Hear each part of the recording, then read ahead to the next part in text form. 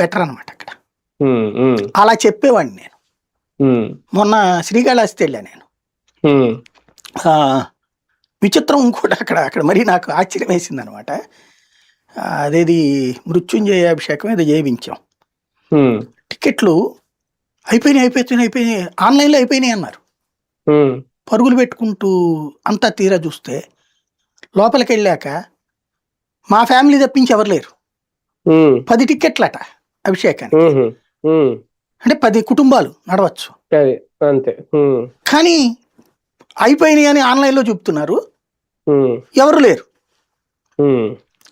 తర్వాత మళ్ళీ వేరే స్టాఫ్ ద్వారా ఆ టికెట్లు తీసుకుని వెళ్ళామన్నమాట. లేవు, అయిపోయినాయి అని చెప్పాక సీన్ కట్ చేస్తే ఇది.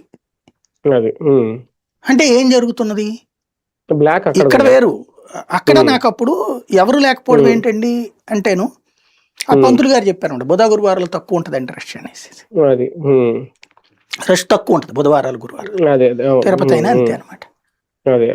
ఇలాంటప్పుడు క్రిస్మస్ వచ్చిందంటే ఇప్పటి నుంచి బిగిన్ అనమాట. సంక్రాంతి వెళ్ళే 2 రోజుల దాకా హడావిడి ఉంటుంది.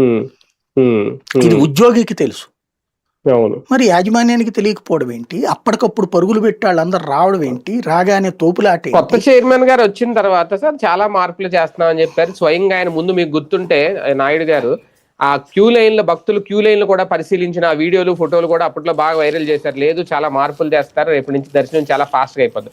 కానీ నిన్న చూస్తే ఆ దివ్య దర్శనం టోకెన్లు దొరక్క ఆ తొక్కిసలాట్లో పిల్లలతో మహిళలు ఎంత ఇబ్బంది పడ్డారని చాలా స్పష్టంగా అర్థమవుతుంది. ఇంకేం డెసిషన్స్ తీసుకున్నారు? పోనీ శ్రీవాణి గురించి ఓకే, అది ఖచ్చితంగా పెద్దోళ్ళది కాబట్టి అదేం జరుగుద్ది అని చూడాలి. సాధారణ భక్తులకు కూడా దర్శనం అవ్వలేని పరిస్థితి ఇప్పుడు కనిపిస్తుంది 2-3 రోజుల నుంచి. ఇంకేమి మార్పులు